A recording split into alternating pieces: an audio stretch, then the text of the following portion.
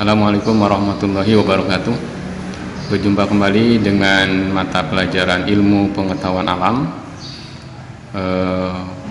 materi kelas 7 ya. Yang mana pada kali ini yang akan dibahas adalah tentang besaran pokok.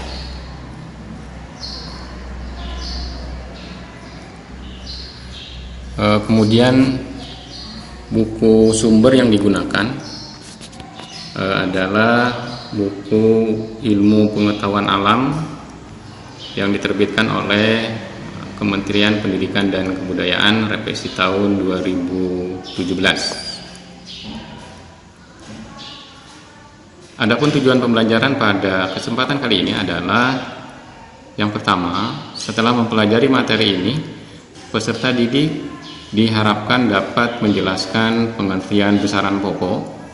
Kemudian yang kedua, peserta didik diharapkan dapat menyebutkan macam-macam besaran pokok beserta satuannya.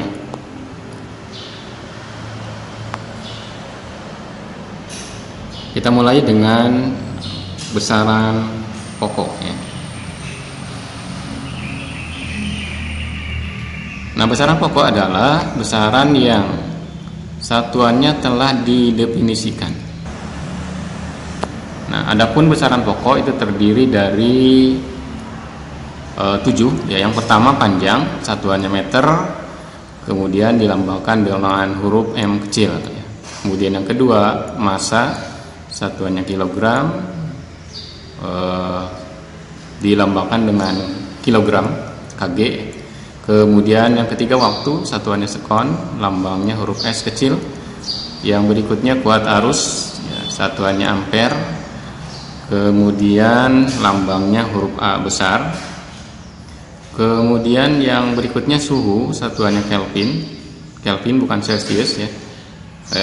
Lambang satuannya adalah huruf K besar. Kemudian jumlah zat, satuannya mol, lambangnya atau simbolnya mol juga.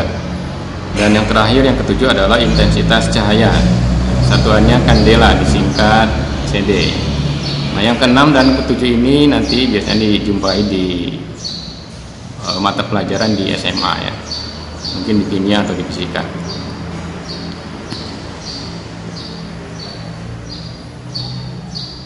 Nah, besaran pokok yang pertama nanti akan sebagian akan dijelaskan. Yang pertama adalah panjang ya.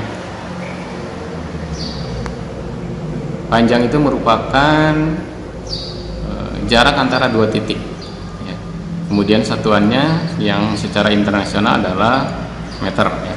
Karena satuan kan banyak ya, ada sentimeter, ada meter, kilometer. Nah, yang dipakai yang diakui secara internasional adalah meter.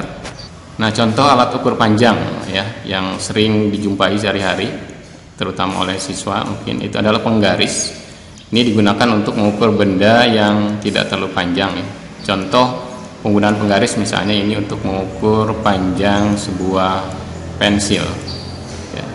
Jadi mulai menggunakan pengukurannya itu, benda yang akan diukur dimulai diletakkan di angka 0 ya. Nanti ujung terakhirnya misalkan di sini ada angka 2 menunjukkan 2 cm. Kemudian di situ ada 2 garis. Jadi 2 mili, jadi 2 cm lebih 2 mili atau 2,2 cm. Nah, kemudian yang kedua, setelah penggaris tadi ada jangka sorong. Mungkin ada sebagian di antara siswa yang baru dengar kalau yang kelas 7. Ini digunakan untuk mengukur benda dengan panjang maksimum 15 cm. Tidak terlalu panjang ya.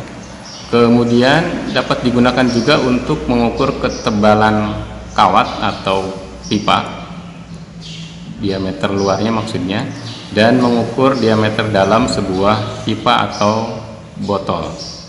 Ya, jadi nanti kita lihat penjelasannya, cara penggunaannya.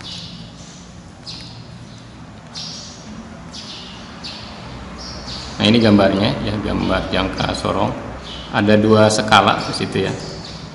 Ada skala utama, kemudian skala Nonius.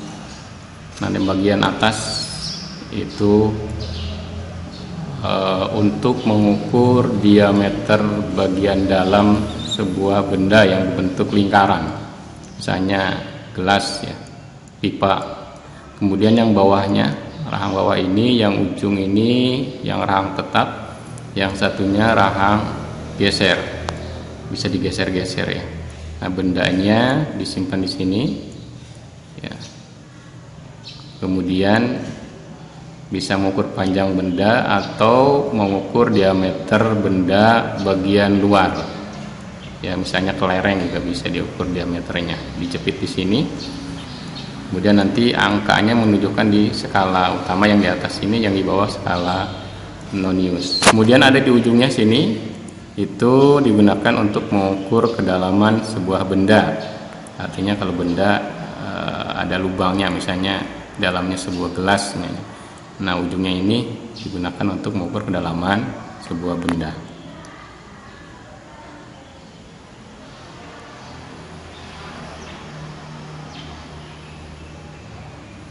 Nah, ini contoh pembacaan atau hasil pengukuran jangka sorong ya. Ini diambil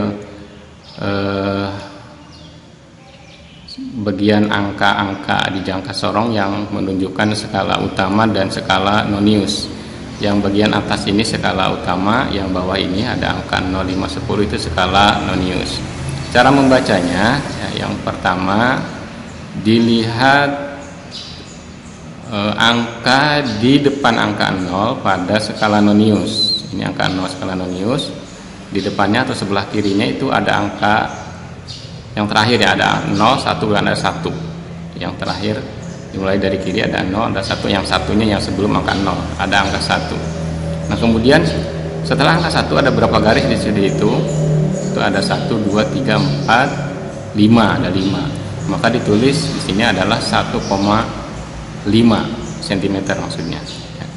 Nah, kemudian di sini masih ada lebih. Setelah 5 itu sebelum 0 agak ada celah lagi. Berapa jaraknya di situ dilihat skala Nonius, garis yang ada di skala Nonius yang lurus langsung dengan garis atau skala di skala utama. Nah, di situ ada garis di sini yang tanda merah itu. Kalau dihitung di situ angka berapa dari 0 sini ya. Ini 0, 1, 2, 3, 4, 5, 6, 7, berarti di situ 7. Maka ditulis 0,07. Jadi di sini skala Nonius itu dibagi 100. 7 bagi 100 0,07. Kalau di sini juga bisa dikalikan 7 kali 0,01. Sama aja dengan 1/100.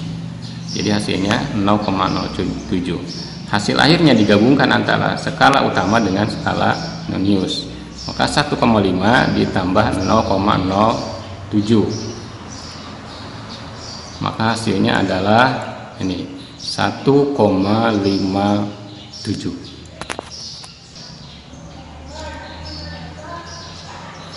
Nah, ini masih sama cara membaca hasil pengukuran jangka sorong ya. Jika dilihat di sini langsung dengan gambar jangka sorongnya, ini ya benda yang diukurnya. Di sini bentuknya seperti itu, segi 5 mungkin ya, atau segi 6. Nah, ini diukur di sini di skala utamanya sebelum angka 0 di sebelah kiri dari skala Nonius itu ada angka 2 ya. Kemudian setelah angka 2 sebelum angka 0 ada 4 garis sehingga ditulis 2,4 cm. Nah, kemudian di sini garis yang ada di skala Nonius yang langsung lurus dengan skala utama, di situ menunjukkan angka 7. Kalau dihitung dari sini 5, 6, 7 ya.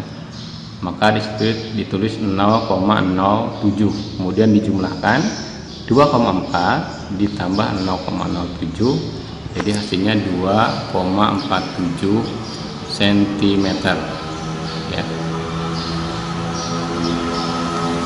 Nah, ini ya. Jadi yang di skala utamanya ada 2,4, di skala Noniusnya 0,07 cm. Hasil akhirnya dijumlahkan skala Nonius ditambah skala utama ditambah dengan skala Nonius, hasilnya 2,47.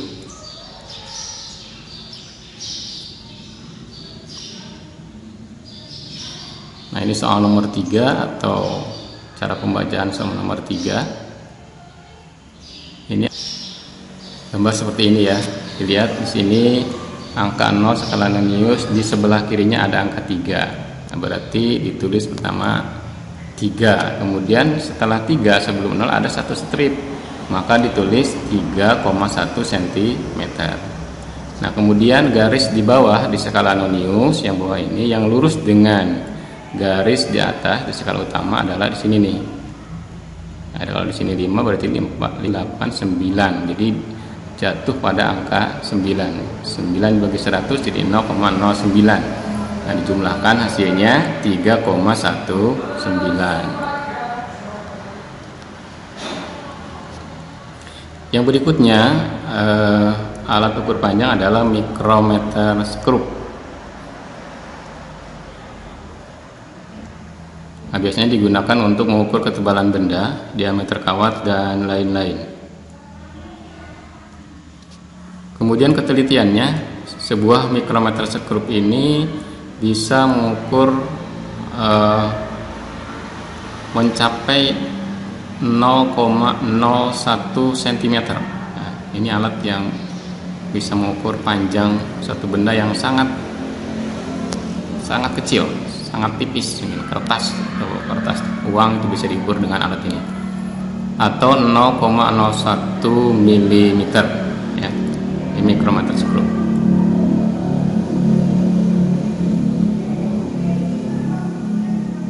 Nah, ini gambarnya alatnya. Jadi bendanya disimpan di sini ya. Nah, ini landasan, ini skrupnya, ini bisa diputar sebelah sini, bisa diputar, bisa mendekat ke sini tergantung nanti tebalnya atau panjangnya benda yang diukur. Kemudian di sini ini skala utama. Nah, yang sebelah sini skala nonius ya.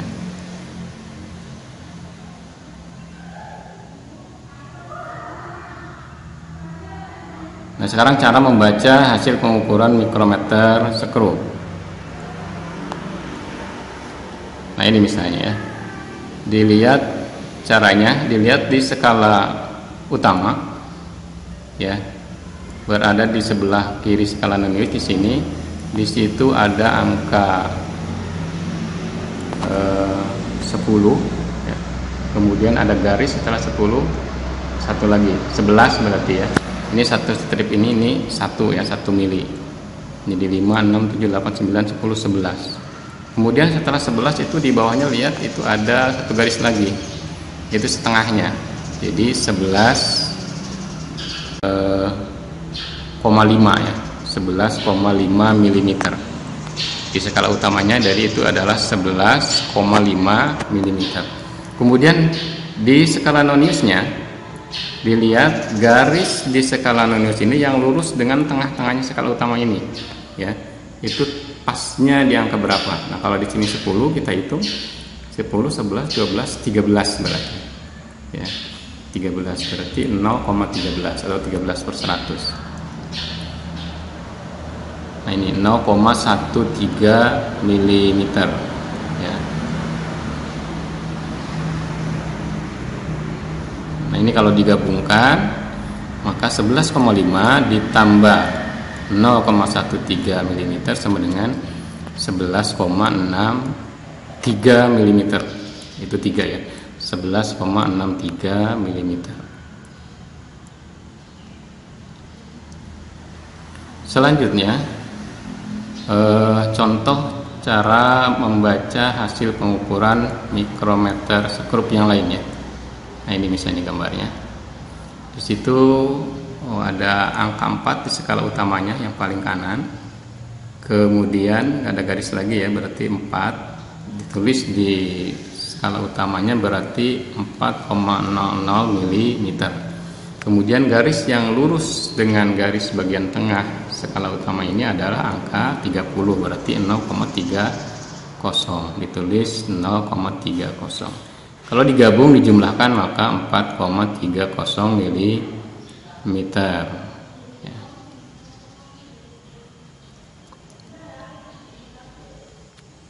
Nah, kemudian massa ya, panjang massa Nah, massa adalah materi yang terkandung dalam suatu benda ya. Jumlah materi yang terkandung dalam suatu benda, itu definisi dari massa. Dalam sistem internasional, massa diukur dalam satuan kilogram, disingkat kg, sedangkan berat diukur dalam satuan newton. Ini berbeda antara massa dengan berat ya. Yang sering dijumpai sehari-hari itu sebenarnya yang kilogram satuan itu adalah massa, bukan berat ya.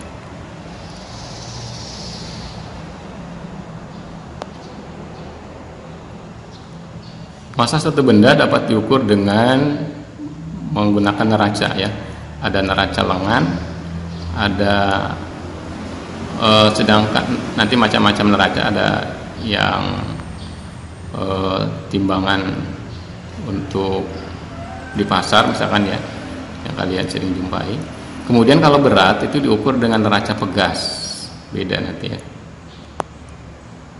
Nah, sekarang banyak digunakan jenis neraca lain yang lebih praktis, yaitu yang neraca digital. Jadi langsung angka ya di situ, tidak menggunakan anak timbangan. Misalkan langsung kalau bendanya disimpan pada timbangannya itu atau neracanya langsung muncul angka digital.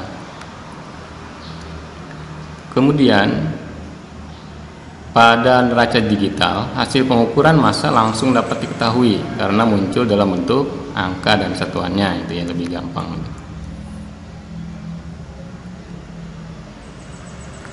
Nah, ini neraca lengan ya. Jadi dia yang benda bagian kiri itu tempat benda yang mau ditimbang. Kemudian di sini ini anak timbangannya, bisa digeser-geser ya. Dari yang paling depan itu biasanya yang paling besar satuannya, misalnya ada ratusan, mungkin 100 gram, misalkan belakang ke belakang, paling kecil paling belakang biasanya.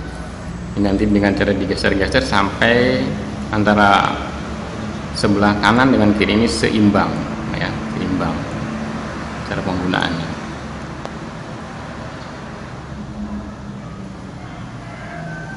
Nah, kemudian ini neraca pegas ya, yang digunakan untuk mengukur berat benda tadi.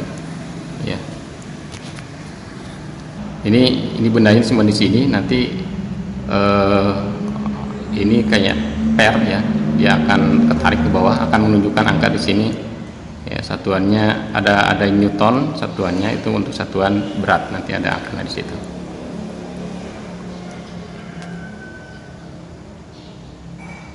Nah, contoh hasil pengukuran massa benda. Ini misalkan timbangannya. Di sini ada bagian depan ini menunjukkan anak timbangan. Di situ menunjuk angka 400 gram satuannya. Kemudian yang ketiga itu ada menunjukkan angka 50, maksudnya 50 gram. Dan yang terakhir ada angka menunjukkan 3, maksudnya 3 gram. Jadi dijumlahkan 400 gram di lengan satu ini ditambah 50 gram di lengan kedua ya, kemudian ditambah 3 gram di lengan ketiga, maka hasilnya adalah 453 gram.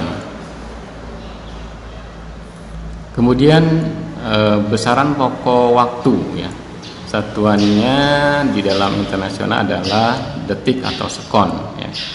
Alatnya salah satunya untuk mengukur waktu adalah stopwatch ya, ada yang manual, ada yang digital gitu ya. Ini stopwatch gambarnya, ada yang langsung angka di situ gampang, ada yang dihitung ya. Cara menggunakannya misalnya ini, cara membaca stopwatch yang bukan digital ini, yang bagian lingkaran yang kecil yang di tengah, yang di bagian atas ini itu menunjukkan menit ya. Kemudian yang lingkaran yang luar ini menunjukkan detik ya, misalkan di situ yang lingkaran dalam itu menunjukkan angka di 5 garis, berarti 5 menit. Kemudian yang jarum yang di luar yang panjang ini menunjukkan di angka 15, berarti 15 detik, sehingga waktunya berarti 15 menit 15 detik ya. Demikian materi materi pada hari ini. Jadi yang kita bahas ada besaran pokok panjang, masa, dan waktu. Ya, yang sisanya nanti kita di pertemuan yang akan datang. Untuk kali ini cukupkan sekian. Terima kasih. Assalamualaikum warahmatullahi wabarakatuh.